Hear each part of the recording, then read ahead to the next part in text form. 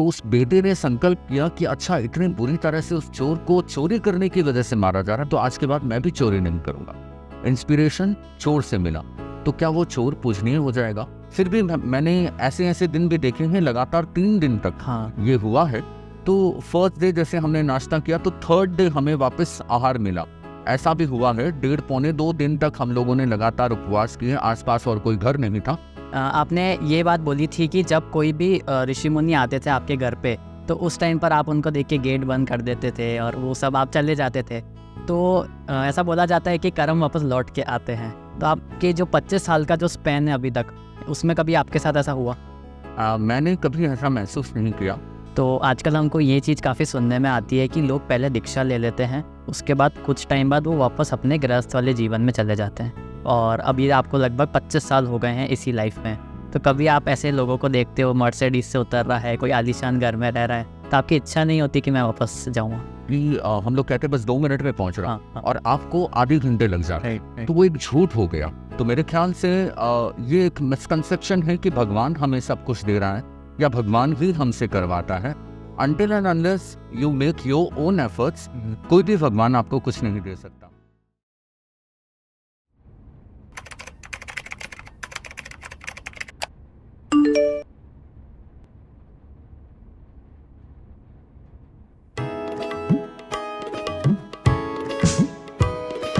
हौसलों में पंख लगा आसमां उड़ जाने की ख्वाहिशें है आँखों में, देश भर छा जाने की उम्मीद है, उम्मीद है, उम्मीद है।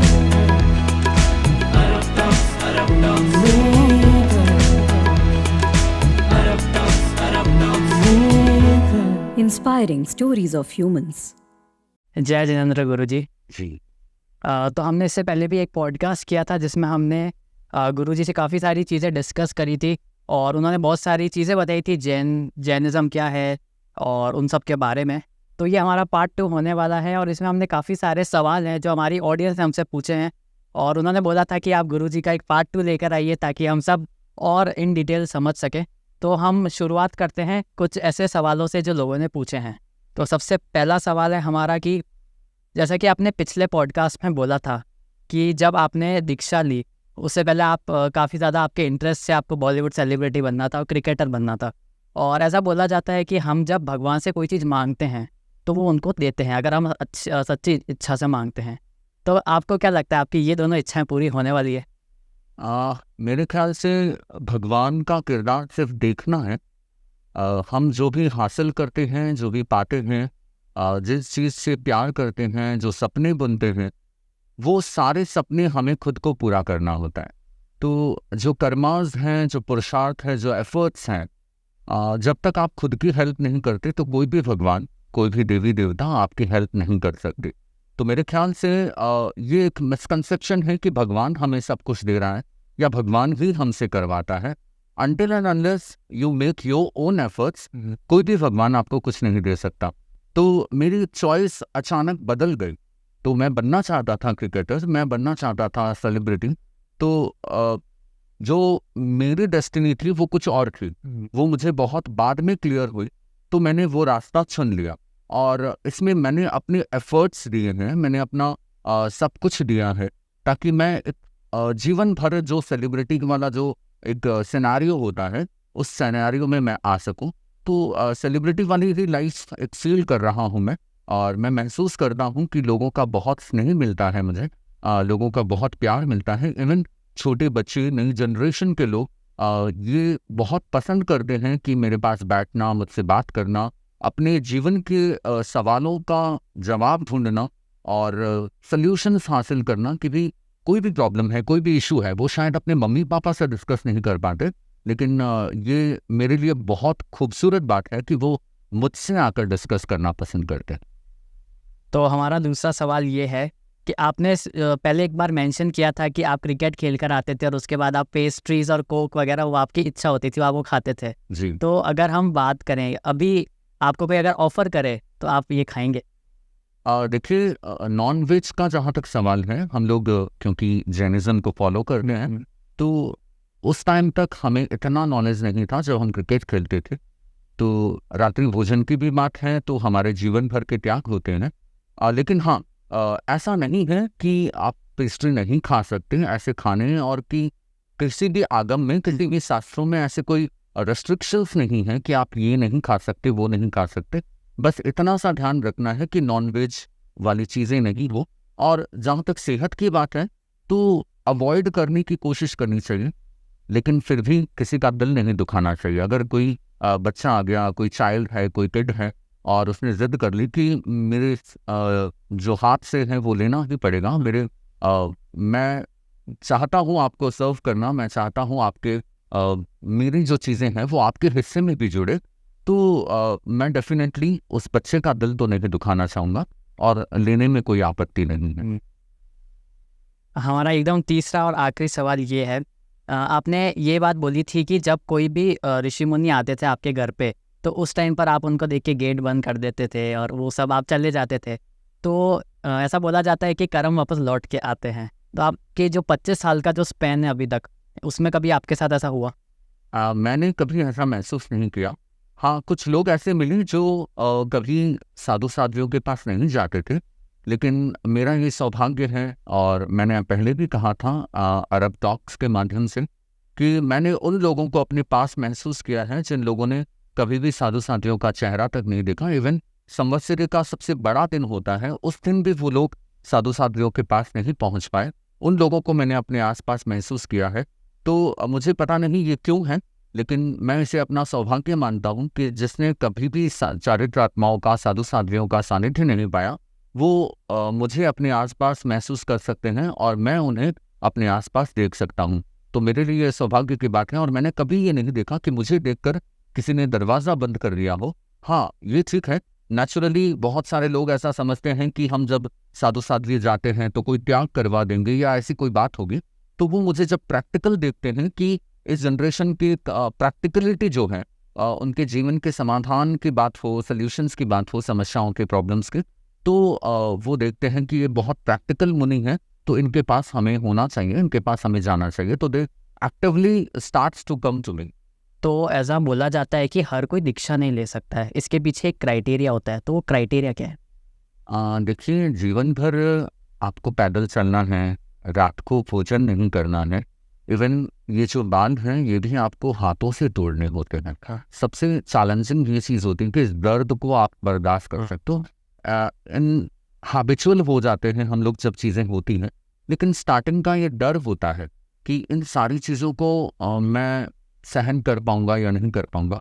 जीवन भर धूप में, बारिश में आपको चलना है, पैदल चलना है, और बारिश जब होती है तब आप भोजन के लिए नहीं जा सकते। जब धवर हो रही हो या कोहरा हो रहा हो तो आप भोजन के लिए नहीं जा सकते, और अगर पूरे दिन बारिश हो रही हो तो आप भोजन के लिए बाहर जा ही नहीं सकते।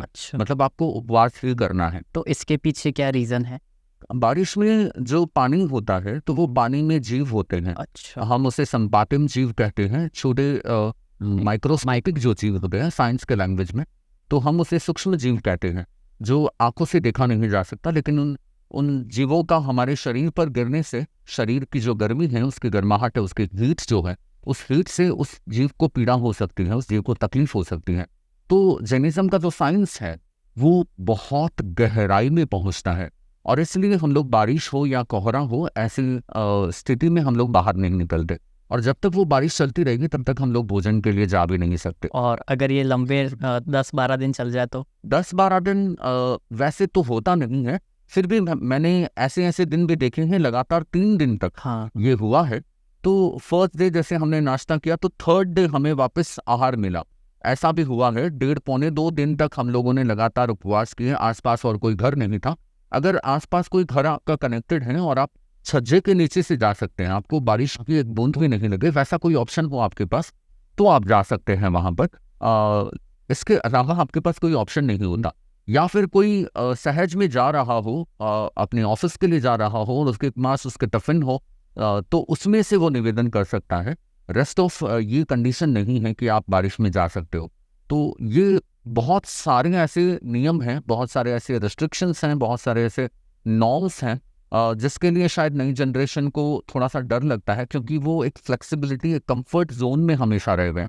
उस कंफर्ट जोन से बाहर जाकर इतनी सारी चीज़ें करना, जिंदगी भर आपको पैदल चलना है, हाँ रात को खाना नहीं खाना है, मेडिसिन नहीं लेनी है, इनफैक्ट पानी भी नहीं पीना है। हम लोगों ने देखा है छोटे छोटे 9-9 साल के दीक्षित संत, छोटे से बच्चे, बच्चे तो वो रात को चौबिहार, पूरी रात भर, इनफैक्ट संवत्सरी को तो हमें 36 घंटे का चौबिहार करना पड़ता है, पानी नहीं पीना आपको 36 घंटे तक।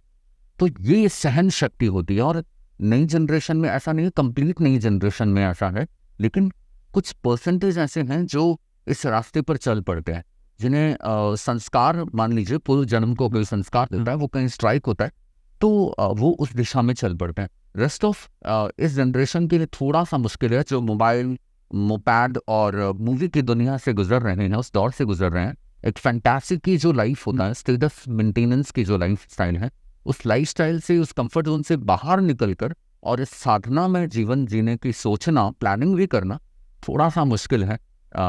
इम्पॉसिबल तो नहीं कहूँगा, लेकिन थोड़ा सा चैलेंजिंग है। जिस दिन हमें यहाँ मज़ा आने लगा साधना में, हाँ। इन सारी चीज़ों में मज़ा आने लगा, तो साधना भी बहुत अच्छी गुजरती है। आपको हमेशा लगता है कि हमने बहुत अच्छा डिसीजन लिया। तो ऐसा बोला जाता है कि जो भगवान होते हैं उनके शरीर पर बाल भी नहीं होते और उनके मूछें भी नहीं होते, लेकिन हम देखते हैं कि आजकल जो युवा है वो दाढ़ी मूछें दोनों रखता है और बड़ी बड़ी बियर्ड्स रखता है। तो इस पर आपका क्या ओपिनियन है? देखिए, जहाँ तक तीर्थंकरों का सवाल है, भगवान महावीर या भगवान ऋषभ आदि तीर्थंकर, 24 तीर्थंकरों का प्रश्न है, तो उनके अतिशय होता है, नेचुरल होती है चीज़ें कि उनके मूछ और दाढ़ी नहीं आती, क्योंकि लुंचन करने में, यानी कि केश लोच करने की जो हमारी विधा है, वो साधना के लिए बीच में कहीं ना कहीं उनके रुकावट होती है। तो नेचुरली, प्रकृतिगत उन्हें वो सब चीज़ें नहीं मिलती, क्योंकि उसमें पूरा समय लगता है आपका। और एक प्रकृति में ऐसा नियम बना हुआ है कि अतिशय के बीच इन सारी चीज़ों का मतलब उनका पसीना का नहीं आना, उनको भूख नहीं लगना, और ये सारी चीज़ें जो हैं वो उनके अतिशय में होती हैं। जहाँ तक नई जनरेशन का सवाल है, वो एक गो विथ फ्लो में चलती है। नया नया जो ट्रेंड आता है, एक दौर ऐसा था जहाँ पूरी तरह से क्लीन शेव रखने की ट्रेंड चल पड़ा था। अब लगभग सभी जो यूथ है वो किसी न किसी को अपना आइकन मानकर चलती हैं और दाढ़ी रखती हैं। फिर एक ऐसा दौर आएगा जब कुछ और भी हो सकता है, तो लंबे बाल भी हो गए अब तो। जी, लंबे बाल भी हो सकते हैं। पुराने ज़माने में हमारे ऋषि मुनि लंबे बाल रखते थे, तो एक दौर ऐसा भी आया था जब पूरी तरह से बाल हटाने का भी एक ट्रेंड चला था। तो हम देखते हैं कुछ सिंगर्स हैं, जैसे दीप बराक है, तो उनको भी एक ट्रेंड बनाकर लोगों ने अपने बाल भी उड़ाने शुरू कर दिए हैं। तो अब आप किसे फॉलो करते हैं, डिपेंड्स ऑन दैट। भगवान का बिल्कुल डिफरेंट कंसेप्ट है और नई जनरेशन का कंसेप्ट बिल्कुल डिफरेंट है। तो मुझे नहीं लगता कि यहाँ कोई कंपैरिजन होना चाहिए, क्योंकि युद्ध एक गृहस्थ की दुनिया में है और भगवान का एक जीवन कंप्लीटली आध्यात्मिक और स्पिरिचुअल है। तो यहाँ भगवान के कोई आइडियोलॉजी यहाँ सेट नहीं हो पाती है। तो हमने अक्सर ये सुना है, महावीर भगवान की कुछ कहानियाँ प्रचलित है, जैसे कि एक बार उन्होंने एक गाय को बांध दिया था और फिर वो कुछ खाना नहीं खा पाई थी, तो उसके बाद उनको 12 साल तक भटकना पड़ा था। थोड़ा सा इसमें वेरिएशन हो सकता है, हमें कोई इतना आइडिया नहीं है। तो आप कुछ ऐसी स्टोरीज बताइए महावीर स्वामी की, भगवान महावीर स्वामी की। मैं मानता हूँ कि जिस कहानी, जिस स्टोरी के बारे में आप बात कर रहे हैं, वो भगवान ऋषभ से जुड़ी हुई है, आदि तीर्थंकर, जिनकी स्मृति में हम लोग वर्षितप आयोजित करते हैं। अल्टरनेटिव डेज, एक दिन उपवास, एक दिन पालना का रहता है। तो भगवान ऋषभ को 365 दिन तक उपवास करना पड़ा, उन्हें आहार नहीं मिला। It's just because of karmas. हम कहते हैं कर्मास रिटर्न्स। तो भगवान ऋषभ ने जब किसानों ने पूछा कि गाय हमारे सारे फार्मिंग्स जो हमने मेहनत की, जो एफर्ट्स किए हैं, हमारी सारी खेतियों को खा रही है, तो हमें क्या करना चाहिए। तो भगवान ऋषभ ने सजेस्ट किया था, जब वो गृहस्थ थे, जब उन्होंने दीक्षा नहीं ली थी, उन्हें एडवाइस दिया था कि आप एक काम करो, गाय के मुंह पर छीकी बांध दो। एक कपड़ा टाइप होता है, जालीदार कपड़ा, वो आप बांध दो ताकि गाय आपकी फसलों को नुकसान नहीं पहुंचाएगी। तो 12 घंटे तक वो गायों के मुंह पर छीकी बांधे रहे। वो लोग बहुत सरल होते थे, सहज होते थे। एक बार कह दिया तो ये अपना दिमाग नहीं लगाएंगे कि आगे क्या करना है। अब भगवान जब कहेंगे तो ही हम कुछ करेंगे। तो भगवान ने कुछ कहा नहीं और अब 12 घंटे तक वो गाय कुछ खा नहीं पाई। तो फिर भगवान ने पूछा, उनकी छीकी खोली या नहीं खोली? या नहीं खोली। तो 12 घंटे तक वो गाय भूखे रहे। उसका कर्म जो है वो कहीं बंद कर अनुबंधित होकर भगवान ऋषभ के पास वर्षी तप के रूप में लौटती है। 12 महीने तक उन्हें भोजन नहीं मिला। तो ये कहानी भगवान ऋषभ की है और आदि तीर्थंकर भगवान ऋषभ उस कारण से वर्षी तप करते हैं और आज भी उस वर्षी तप की परंपरा बदस्तूर जारी है। आप मुझसे भगवान महावीर की किसी एक कहानी के बारे में, स्टोरी, उनके लाइफस्टाइल से जुड़ी हुई कोई कनेक्टिव स्टोरी के बारे में बात कर रहे हैं।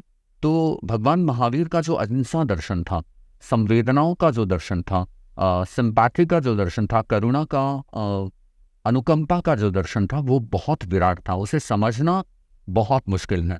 मुझे लगता है कि हाँ, जो जैन लोग हैं वो भी पूरी तरह से भगवान महावीर के इस अहिंसा के दर्शन को नहीं समझ पाए। भगवान महावीर एक दिन तालाब के किनारे पर थे। माँ तृष्णा उन्हें लेकर गए कि जाओ बेटे नहा लो। भगवान महावीर उसे घूरे जा रहे थे, देखे जा रहे थे, एक टक से, कंसंट्रेशन से, कंप्लीटली फोकस होकर उस पानी के लहरों को देख रहे थे। पता नहीं क्या समझ रहे थे, क्या सवाल पूछ रहे थे अपने आप से। तो माँ तृष्णा ने उनसे पूछा, बेटा नहाओ, हम लोग डिले हो रहे हैं, लेट हो रहे हैं। तो महावीर ने मना कर दी। माँ मेरा कॉन्शियस अलाउ नहीं कर रहा। कॉन्शियस अलाउ नहीं करता मतलब क्या? समझ में नहीं आया कुछ बात। तो उन्होंने अपनी माँ से कहा, माँ देखो ये जो लहरें आ रही हैं ना तालाब में, इनकी मस्तियाँ महसूस करो। ये जो जीव हैं, इस पानी में जो जीव हैं, ये अपनी मस्तियों में जी रहे हैं, अपनी धुन में जी रहे हैं। मैं जैसे ही अंदर जाऊंगा इनकी मस्तियाँ कहीं ना कहीं क्रैक होगी और मेरा ज़मीर मुझे इजाज़त नहीं देता, मेरी चेतना मुझे इजाज़त नहीं देती कि मैं इनकी मस्तियों को कहीं छीन लूँ। तो माँ मुझे फोर्स मत करो कि मैं इस पानी में जाऊँ, मेरा कॉन्शियस अलाउ नहीं करता। और माँ सोचती है इतना छोटा सा बच्चा और इतनी विराट दर्शन की फिलॉसॉफिकल बात कर रहा है। तो माँ ने पूछा, ये कहाँ से सीखा? हाँ माँ, ये सीखने की कहाँ बात है। जब हम दूसरों के प्रति अपनी संवेदना व्यक्त करते हैं तो पूरा प्राणी जगत, पूरी सृष्टि आपसे प्यार करना शुरू कर देती है। तो मेरा कॉन्शियस अलाउ नहीं करता कि मैं किसी को तकलीफ दूं या मैं किसी की मस्तियों को छीनूं, किसी की खुशियों को, किसी के आनंद को मैं छीनने की कोशिश करूं। ये मेरी अहिंसा है, इसलिए माँ मुझे फोर्स मत करो। तो माँ बहुत इंस्पायर्ड हुई कि इतना छोटा सा बच्चा भी इतनी बड़ी बात सोच सकता है। तो इस नई जनरेशन के लिए बहुत बड़ी बात है। ये इंस्पायरिंग रेस है भगवान महावीर की ये स्टोरी कि जब हम नहाते हैं शावर के नीचे तो बहुत सारा गैलन पानी बह जाता है। तो हम सोचें कि हम लोग पानी का वेस्ट कर रहे हैं। इलेक्ट्रिसिटी जब हम लोग ऑन कर देते हैं और हम बाहर निकल जाते हैं, भूल जाते हैं कि हम लोग ने पंखा चला दिया, लाइट चला दी, तो वेस्टेज ऑफ इलेक्ट्रिसिटी है। हम लोगों ने फ़ोन चालू करके रख दिया, टीवी चालू करके रख दिया, बहुत सारी चीज़ें हैं लाइफ स्टाइल में। तो हम लोग अहिंसा को अगर सामने रखेंगे तो किसी भी चीज़ को वेस्ट करने से बचेंगे। तो मेरा ख्याल से कि इस कहानी को अपनी आइडियोलॉजी बनाना चाहिए नई जनरेशन को, यूथ को। भगवान महावीर की इस स्टोरी को एक आइकॉनिक स्टोरी के रूप में हम लोग एक्सेप्ट करें कि भगवान महावीर कितनी छोटी सी, कितनी बारीक चीज़ों पर कंसंट्रेट करते थे, फोकस करते थे, ध्यान रखते थे कि कहीं भी मेरी वजह से किसी को भी कहीं कोई तकलीफ नहीं हो। एक दिन भगवान महावीर के बचपन में उनके जो दोस्त थे, उन दोस्तों ने उन्हें ढूंढने की बहुत कोशिश की। भगवान महावीर का सबसे प्रिय खेल था ध्यान। अच्छा। वो कहीं भी बैठते थे, कहीं भी चलते चलते वो ध्यान में खो जाते थे। तो सबको अजीब लगता कि ये कर क्या रहा है। जिस बचपन में आप खिलौनों से, नई जनरेशन मोबाइल से, और ऐसे दौर में जब आपको सिर्फ खेल और खेल भी समझ में आता है, प्लेइंग गेम्स समझ में आता है, उस दौर में महावीर अपनी ध्यान की दुनिया में चले जाते थे। तो उनके दोस्त उन्हें ढूंढते ढूंढते ऊपर गए तो उनके पिता राजा सिद्धार्थ वहाँ पर मिले और राजा सिद्धार्थ से उन दोस्तों ने पूछा कि महावीर कहाँ है। तो पिता ने नीचे की तरफ इशारा किया। वो नीचे गए तो वहाँ नहीं मिले और नीचे उनकी माँ मिले, उनके मम्मी मिले, रानी तृष्णा मिले। तो उनसे पूछा कि महावीर कहाँ है? बोले ऊपर। तो अजीब लगा उन्हें, फिर ऊपर गए तो कहीं नहीं मिले। आखिर जब वो अपने रूम से, अपने कक्ष से जहाँ वो ध्यान कर रहे थे, वो बाहर आए तो उन्होंने कहा तुम्हारे मम्मी और पापा दोनों ही झूठ बोलते हैं, दे आर लाइंग। बोला ऐसा हो ही नहीं सकता, मम्मी और पापा कभी झूठ नहीं बोलते, माँ पिता कभी हमारे झूठ नहीं बोलते, वो असत्य भाषा का कभी प्रयोग ही नहीं करते। वो इतना सा ध्यान रखते हैं, मतलब हर चीज़ में हम लोग छोटी-छोटी बातों पर कह देते हैं ना निश्चय की भाषा, मैं पहुँच ही रहा हूँ, हाँ, हाँ। 2 मिनट में पहुँच रहा हूँ। हाँ, नई जनरेशन की टेक्नोलॉजिकल जो मिस्टेक है हुँ। कि हम लोग कहते हैं बस 2 मिनट में पहुँच रहा हूँ हाँ, हाँ। और आपको आधे घंटे लग जाते हैं। Right, right. तो वो एक झूठ हो गया, एक असत्य का प्रयोग हो गया। महावीर इस बात का बहुत ज़्यादा ध्यान रखते थे और महावीर ने कहा कि मेरे मम्मी-पापा असत्य का प्रयोग नहीं करते। उनको जो नहीं कहना है वो नहीं कहेंगे और जो कहना है वो डायरेक्टली कहेंगे, बिना किसी लाग लपेट के, बिना किसी घुमा फिरा के बात करते हुए वो बिल्कुल सही बात कहते हैं। तो कहा नहीं, वो मैं ऊपर गया तो बताया गया कि नीचे हो और नीचे गया तो कहा गया ऊपर हो। तो पता बिल्कुल सही कहा। जिस फ्लोर पे हमारे पिताजी हैं, राजा सिद्धार्थ हैं, वो मैं जहाँ बैठा हूँ उससे वो नीचे हैं और मम्मी जहाँ है उससे मैं ऊपर था, यानी कि सेंटर फ्लोर में था। तो दोनों ने सही कहा है। तो यहाँ से अनेकांत सिद्धांत का शुभारंभ हुआ कि मम्मी के दृष्टि से भी सही था, ऊपर था, और पापा के दृष्टि से मैं नीचे था। तो ये मिड वे जो होता है, बीच वाला जो रास्ता होता है कि तुम भी सही हो, मैं भी सही हूँ, इस आधार पे अनेकांत दर्शन का शुभारंभ हुआ। ये छोटी सी कहानी इंस्पायर करती है कि जब हमारे घर में किसी के बीच अनबन चल रही हो, तो मैं चल रही हो, झगड़े की कोई वजह हो, उस झगड़े की वजह को ख़त्म करने का सिंपल सा कंसेप्ट है कि तुमने भी जो कहा है वो बिल्कुल सही है और मेरी बातों में भी कहीं सत्य का एक हिस्सा है, सत्य का एक अंश है। तो जब हम ये स्वीकार करना शुरू कर देते हैं तो डेफिनेटली हम एक ऐसी दुनिया में पहुंच जाते हैं जहां लड़ाई झगड़े, जहां अनबन, तो मैं एक दूसरे के प्रति नफरत, घृणा और वैर का भाव वहीं खत्म हो जाता है, उसको तिलांजलि मिल जाती है। तो मेरे ख्याल से ये स्टोरी आपको इंस्पायर करती है। तो आजकल हमको ये चीज़ काफ़ी सुनने में आती है कि लोग पहले दीक्षा ले लेते हैं, उसके बाद कुछ टाइम बाद वो वापस अपने गृहस्थ वाले जीवन में चले जाते हैं और अब ये आपको लगभग 25 साल हो गए हैं इसी लाइफ में।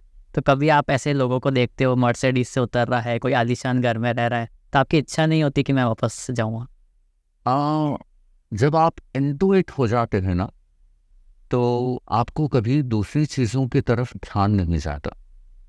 आप किसी और दुनिया के बारे में तब प्लान करते हैं जब आप सेल्फ सेटिस्फाइड नहीं हैं। अनसेटिस्फैक्ट्री वाला जो सिद्धांत होता है ना, अनसेटिस्फैक्ट्री वाला जो मोड होता है, वो आपको कुछ और पाने की कोशिश में किसी और दुनिया में ले जाने के लिए इंस्पायर करता है।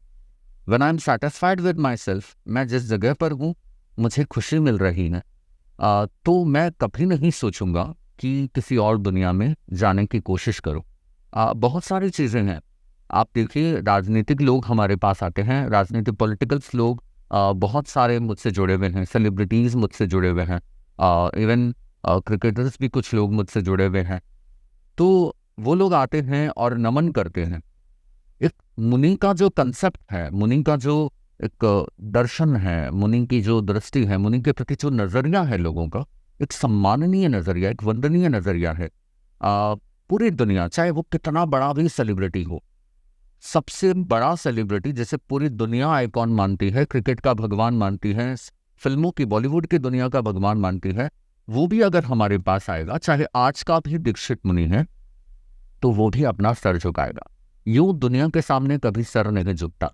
वो कहते हैं ना, संत वही जो घृणित को महिमावान बना दे, संत वही जो घृणित को महिमावान बना दे, ठोकरे खाते पत्थर को भी भगवान बना दे, ठोकरे खाते पत्थर को भी भगवान बना दे।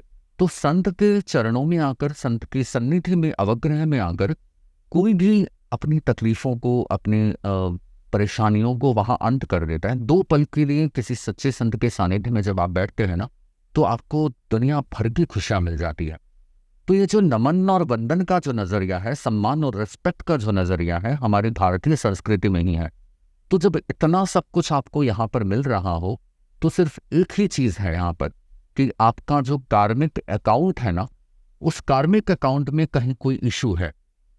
या तो आपने पिछले जन्म में कोई साधना अधूरी छोड़ी थी, या किसी को अधूरी छोड़ने के लिए इंस्पायर किया होगा।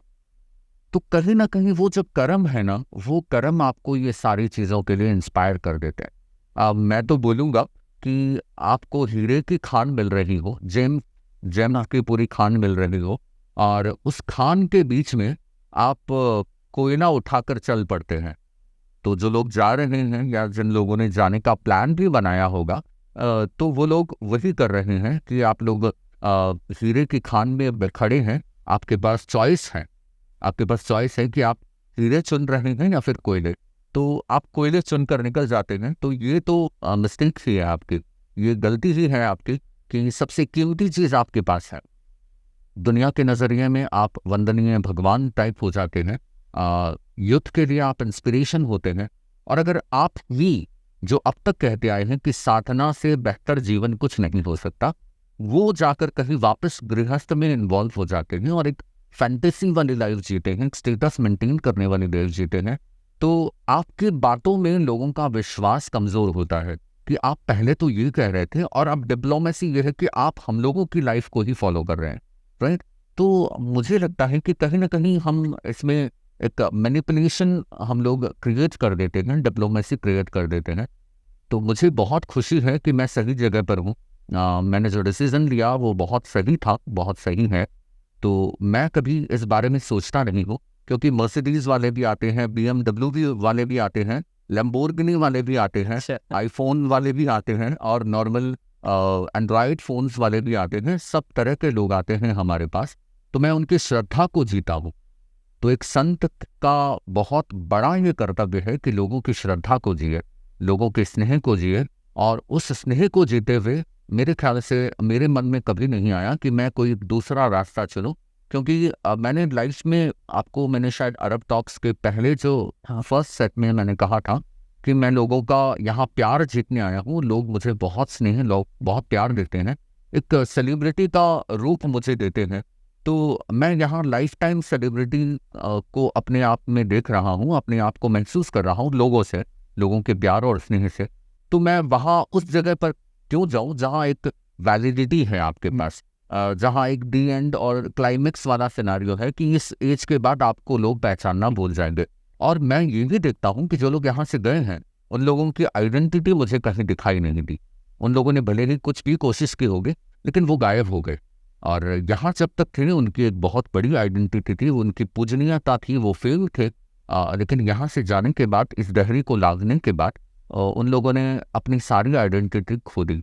तो मैं तो कभी नहीं समझूंगा कि मुझे भी कभी ऐसा सोचना भी चाहिए, और मैंने कभी ऐसा सोचा ही नहीं, क्योंकि मैं जिस श्रद्धा को, जिस आस्था के शिखर को जीता हूँ, उस आस्था के शिखर पर पहुंचकर आप कभी ये नहीं सोचते कि आपके पास एक बहुत बड़ा महासागर है, उस महासागर को छोड़कर आप छोटे से किसी तालाब के बारे में सोचें। जो एक संथारा करके प्रथा है वो काफ़ी ज़्यादा प्रचलित है, लेकिन हम किसी रैंडमली किसी को बोल देते हैं कि भाई संथारा पचक लो, तो वो भड़क जाता है। तो आपके अकॉर्डिंग संथारा क्या चीज़ है?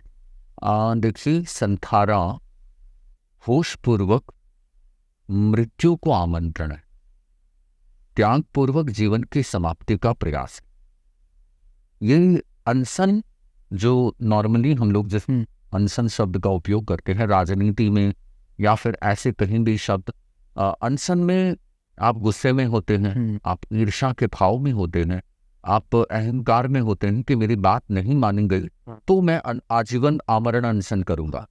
आमरण अनशन और संथारा में बहुत बड़ा डिफरेंस है। लोगों ने मिसकंसेप्ट किया है इसको, मिसकंसेप्शन है लोगों का कि अनशन और संथारा सेम टू सेम है, मतलब सुसाइड। हाँ। तो सुसाइड और संथारा में बहुत बड़ा डिफरेंस है।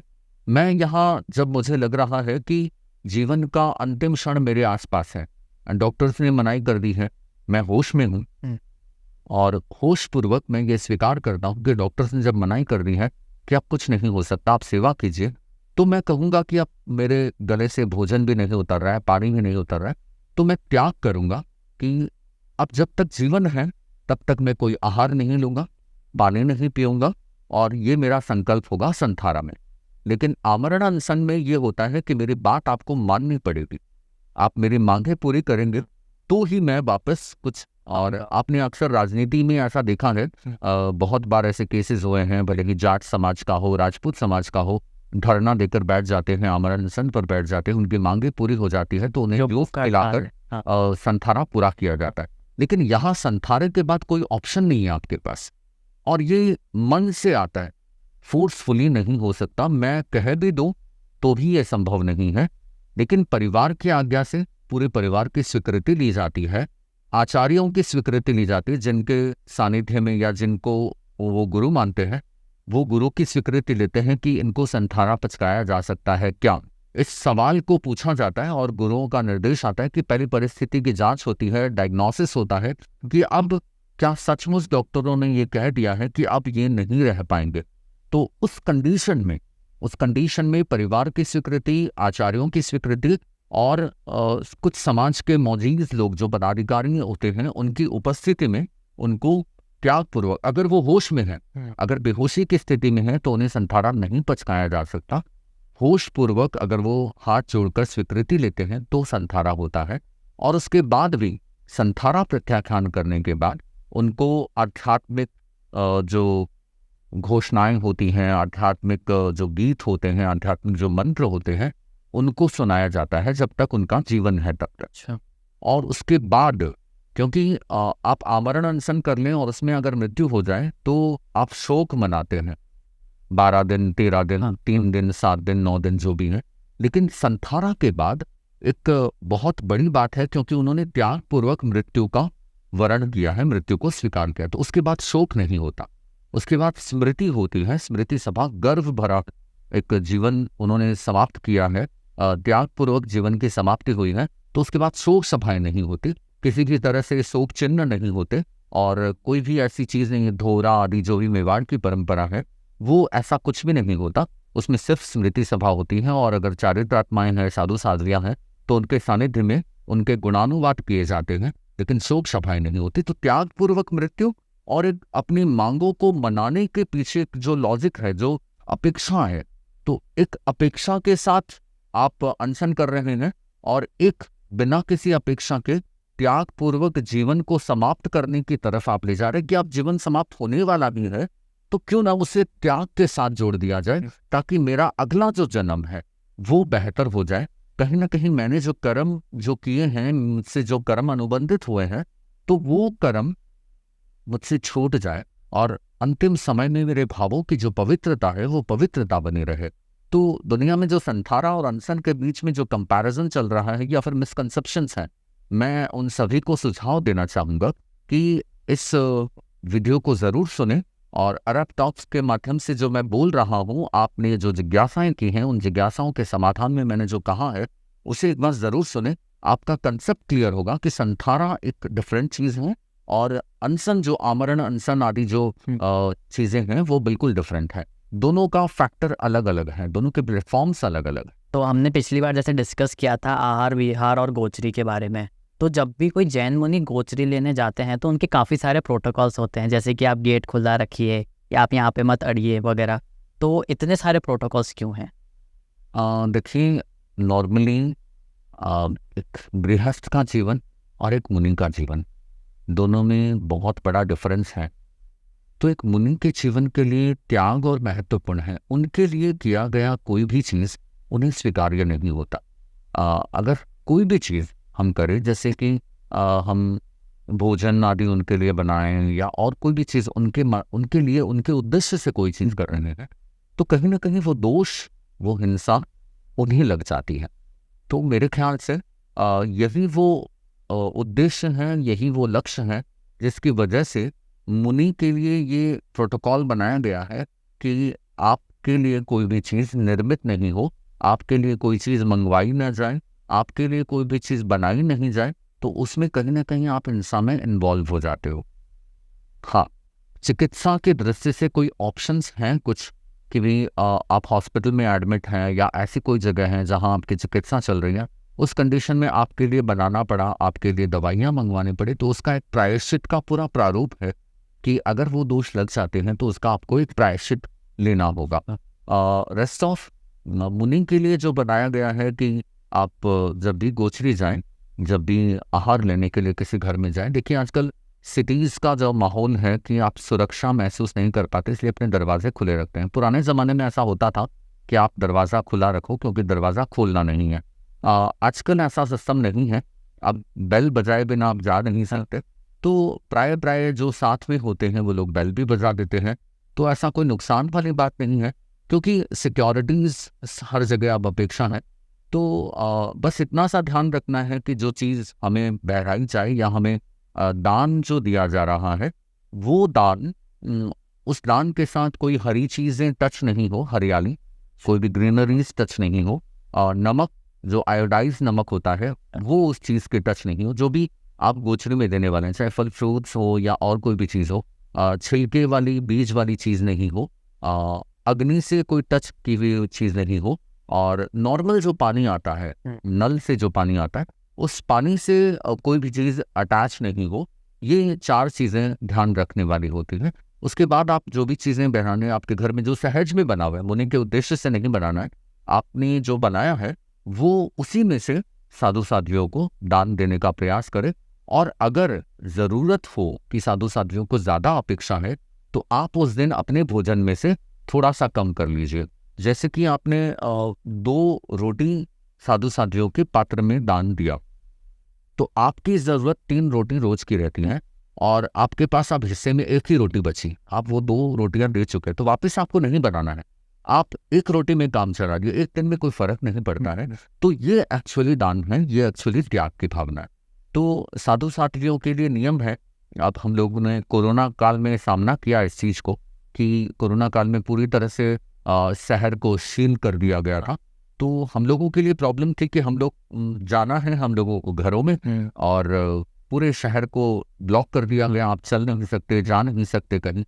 तो प्रशासन ने भी बहुत सहयोग किया, सरकार ने भी बहुत सहयोग किया कि जैन मुनि की जीवनचर्या में ये पॉसिबल नहीं है कि कोरोना काल में वो लोग कहीं भोजन उनके लिए लाया जा सके। तो सरकारों ने बहुत समर्थन दिया है, प्रशासन ने भी बहुत सहयोग किया, तो हम लोग जा पाए, प्रशासनिक व्यवस्थाओं के साथ हम लोग घरों में जा पाए, और सिक्योरिटीज के साथ हम लोग जा पाए। तो जैन मुनि की जीवनचर्या थोड़ी कठोर तो है, लेकिन हाँ मैं कहूँगा कि इको फ्रेंडली है। हम लोग जो चीज़ें करते हैं, जो हमारी जीवन शैली है, चाहे वो गोचरी की हो, आहार की हो, विहार की हो, पैदल चलना है।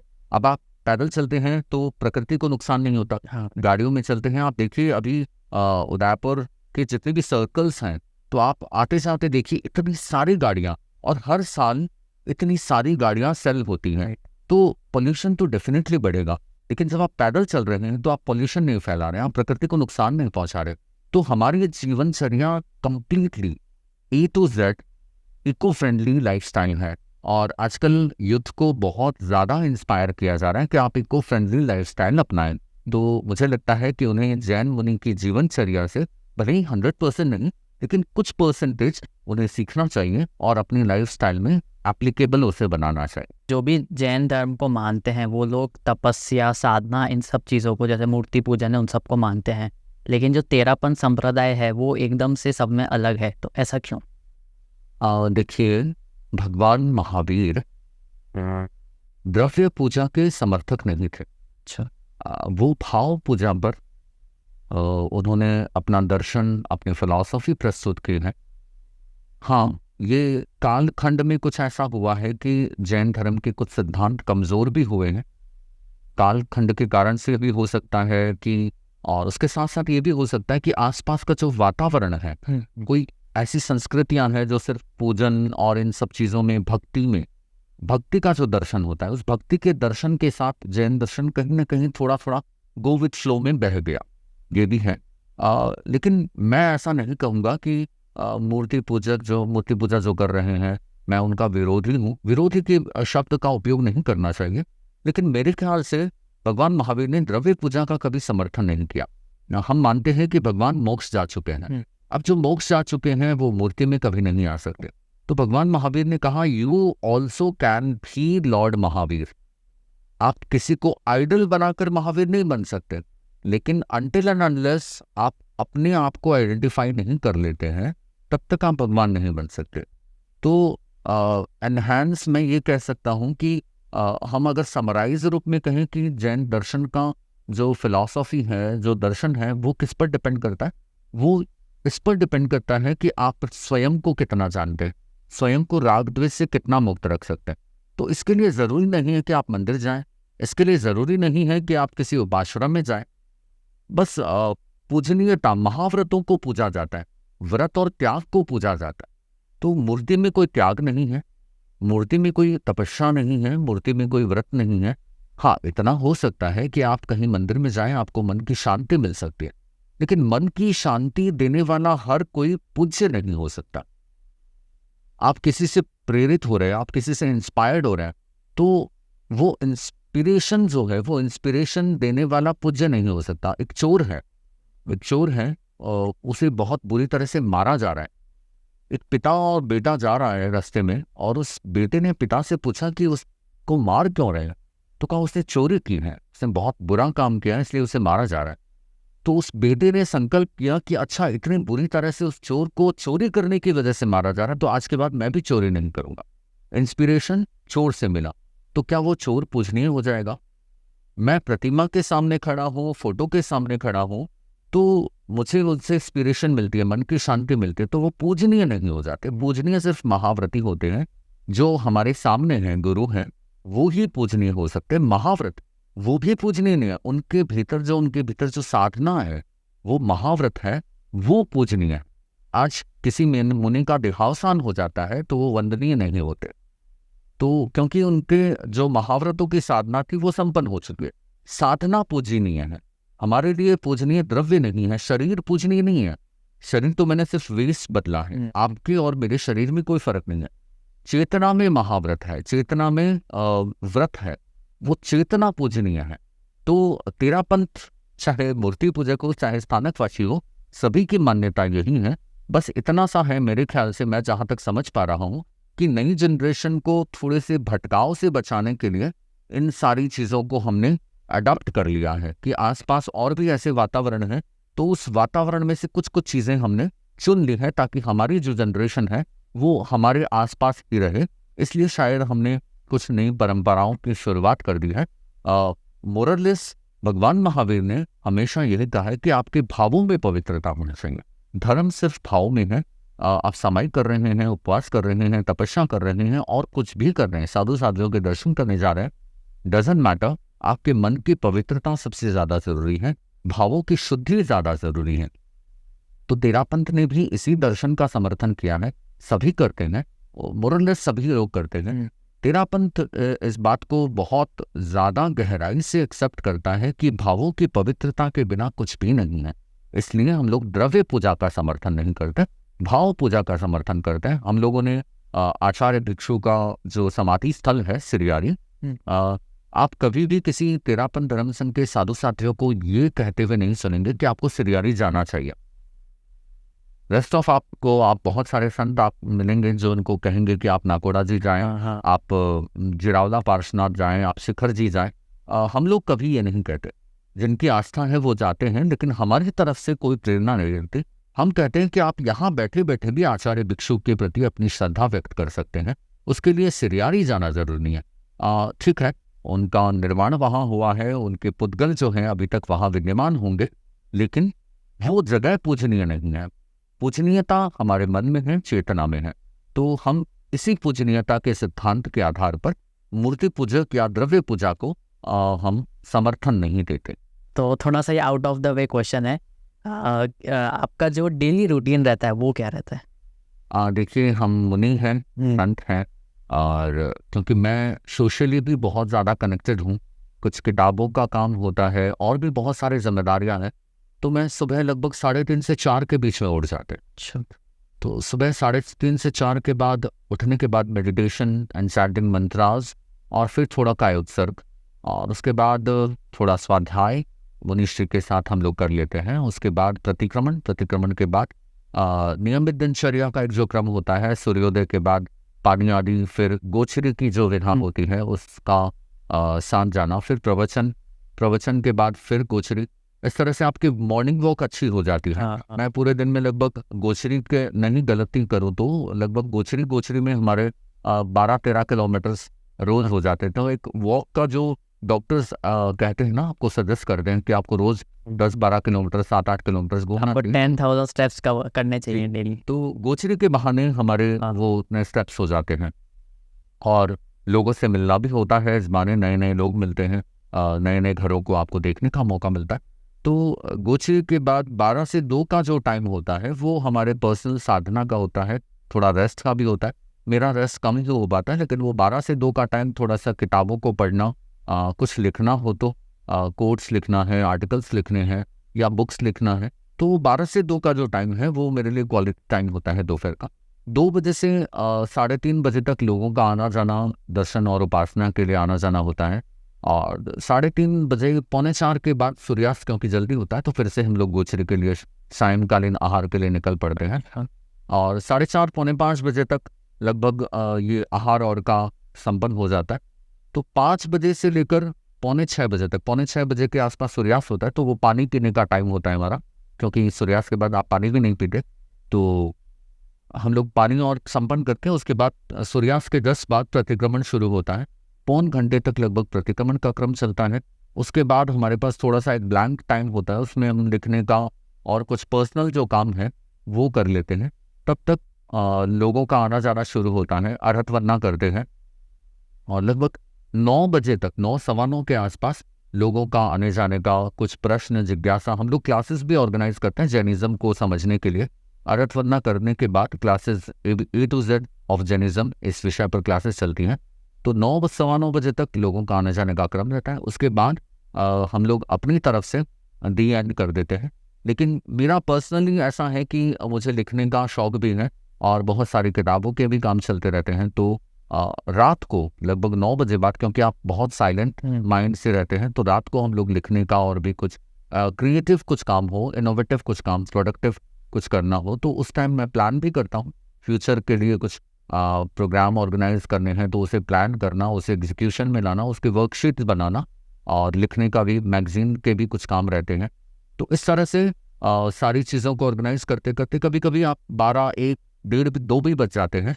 तो 2 बजे समझ लीजिए, कभी कभी ऐसा होता है 2 लगभग बज जाते हैं। रेस्ट ऑफ 12, 12:30, 11, 11:30 रात को हम लोग सो ही जाते हैं और उसके बाद फिर से 3:30, 4 बजे से जीवन शुरू होता है।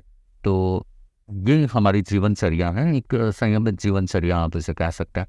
तो हम लोग इस जीवनचर्या से जुड़े हुए हैं। तो जो भी वर्तमान समय में हमारी जो जैन शिक्षा है और जो लोग, जो युवा है, वो उसको किस तरीके से फॉलो करें, तो उसके बारे में थोड़ा मार्गदर्शन दीजिए। देखिए, जैनिज्म बहुत क्रिटिकल धर्म नहीं है। It never bounds you to do anything. मैंने पहले भी कहा था, आज फिर दोहराऊंगा, जैनिज्म सिर्फ इतना कहता है कि आप किसी को हर्ट नहीं करें। आप हमेशा अपनी गलतियों के लिए, जब आपको लगे कि आप मिस्टेक में हैं, आप गिल्ट में हैं, तो क्षमा याचना कर ले। साथ ही साथ आप जो भी कर रहे हैं उसमें होश रखें। समयम गोयम पमाई बना सूत्र है कि एक पल का भी आप प्रमाद नहीं करें, जो भी करें एक्टिवली करें, फोकस होकर करें। ये छोटी छोटी बातें हैं जो मोटिवेशनल गुरु हमेशा बोलते हैं। लेकिन आइडियोलॉजी, मैं कहूँगा कि आइडियोलॉजी कहाँ से आ रही है, तो भगवान महावीर के शब्द हैं ये, कि आप हमेशा ये ध्यान रखें कि आपसे ऐसा कुछ भी नहीं हो जाए। रोज़ अपने आप से 2 सवाल ज़रूर पूछें कि मैंने वो क्या किया है जो मुझे नहीं करना चाहिए था, और मैंने वो क्या नहीं किया है जो मुझे करना चाहिए था। तो भगवान महावीर इस सूत्र को कहते हैं कि जो पुवर तावर रक्त काले संपिक्रिय पदम अपैणम किमे कड़म किम चमे के चिशेषम किम सकनिजम न समय रावी। तो भगवान महावीर कहते हैं कि रोज रात को सोने से पहले और उठने के बाद हमेशा ये सोचो, डायग्नोसिस करो, ऑटो सजेशन दो खुद को, सेल्फ क्वेश्चन करो कि मैंने वो क्या नहीं किया है जो मुझे करना चाहिए था, और मैंने वो क्या नहीं किया है जो मुझे करना चाहिए था, और जो नहीं करना चाहिए था वो मैंने क्या कर लिया है। तो इन दोनों सवालों का जवाब आपको जब मिलना शुरू हो जाए तो आपकी लाइफ ही आइडल हो जाएगी और आपको लोग फॉलो करना स्टार्ट कर देंगे, तो आप दुनिया के लिए आइडल हो जाते हैं। तो छोटी छोटी बातें हैं, बहुत बड़ी बड़ी बातें जैन दर्शन नहीं बोलता है, लेकिन हाँ, उससे बियॉन्ड आपको जाना हो तो बड़ी बुक्स हैं, जैन आगम हैं, जैन शास्त्र हैं, जैन दर्शन की किताबें हैं। उससे आगे जाना हो तो ये व्यवहारिक सत्य है, इससे आगे जाकर निश्चय में जब आपको जीना शुरू करना हो तो आप जैन दर्शन को पढ़ें, आगमों को पढ़ें, आगमों की यात्रा करें। भाषाओं में परिवर्तन हो सकता है, लेकिन आजकल के जो मोटिवेशनल गुरु बोलते हैं वही चीज़ें हैं, वहीं से भगवान महावीर से, हमारे भगवानों से, तीर्थंकरों से वही भाषा, वही शब्द हमें सबको मिले हैं। तो लैंग्वेजेस का थोड़ा बहुत अप डाउन हो सकता है। मेरे ख्याल से युद्ध को अब एक नया जीवन जीना शुरू करना चाहिए। बहुत सारे इश्यूज हैं, उनके बारे में सोचना चाहिए। सिर्फ अपनी फैंटासीज, सिर्फ अपनी स्टेटस, सिर्फ अपने कंफर्ट जोन के बारे में सोचकर औरों के लिए तकलीफ़ों के रास्ते नहीं बनाने चाहिए, क्योंकि ये रास्ता आज दूसरों के लिए तकलीफ़ों भरा है, लेकिन कल वही रास्ता हमारे लिए कोई दलदल जैसा होगा, क्योंकि आज जिनके लिए हमने तकलीफ़ें बिछाई हैं वो कल जब ताकतवर हो जाता है, कल जब पावरफुल हो जाता है। अब देखिए राजनीति में ऐसा होता है कि जो लोग कल कुछ भी नहीं थे, आज अचानक उनका नॉमिनेशन हो गया, आज वो विधायक बन गए, एमएलए बन गए, मंत्री बन गए, तो वो उन लोगों को गिराना शुरू करते हैं जिन लोगों ने उन्हें गिराना शुरू किया। तो ईच एंड एवरीथिंग रिवर्ट्स, वापस रिबेलिंग वाला जो है ना, बागीपन या रिपेक्टेशन वाला जो है, या फिर कंपटीशन वाली बात है, दुश्मनियां वाली बात है, ये सब कुछ होता है, राजनीति में भी होता है, समाज में भी होता है। तो मेक श्योर कि अपना दुश्मन किसी को नहीं बनाए। हम अपने मुंह से, अपने शब्दों से किसी को गलत नहीं कहें, उनके पीछे भी कुछ नहीं कहें। जो अपने से अच्छा किरदार निभा सकते हैं, do the best and leave the rest, जो अपने से अच्छा किरदार निभा सकते हैं वो निभाएं, और खुशियां बांटते हुए चलें, औरों को मुस्कुराने की वजह देते हुए चलें। और मेरे ख्याल से ये जीवन का सबसे बड़ा महान उद्देश्य है कि आप लोगों के चेहरे पर, लोगों के आभा पर, लोगों के फेस पर स्माइल बिखेरते हुए जा रहे हैं। ये आपका सबसे बड़ा अध्यात्म होता है। आप तकलीफ़ों को कम करते हुए स्माइल बिखेरते हैं। तो मैं अरब टॉक्स को साधुवाद देना चाहूँगा मुझे यहाँ बुलाने के लिए, और साथ ही साथ ये सेकंड टाइम है जब आपने मुझसे बात करने की कोशिश की है और मुझे इनवाइट किया है टॉक के लिए, मुझे इनवाइट किया है इंटरव्यू के लिए। मैं युवाओं को फिर से कहूँगा कि अब दौर नया है, बदलने की ज़रूरत है, और इस दौर में हम कुछ ऐसे चेंजेस लेकर आए कि हमारे आसपास जो भी लोग हैं, चाहे वो पुरानी पीढ़ी है, नई पीढ़ी है, नेक्स्ट जनरेशन है, उन सभी को खुशियाँ मिले, उन सभी को परेशानियों से आज़ादी मिले, उन सबको हैप्पीनेस मिले, चेहरे पर स्माइल मिले।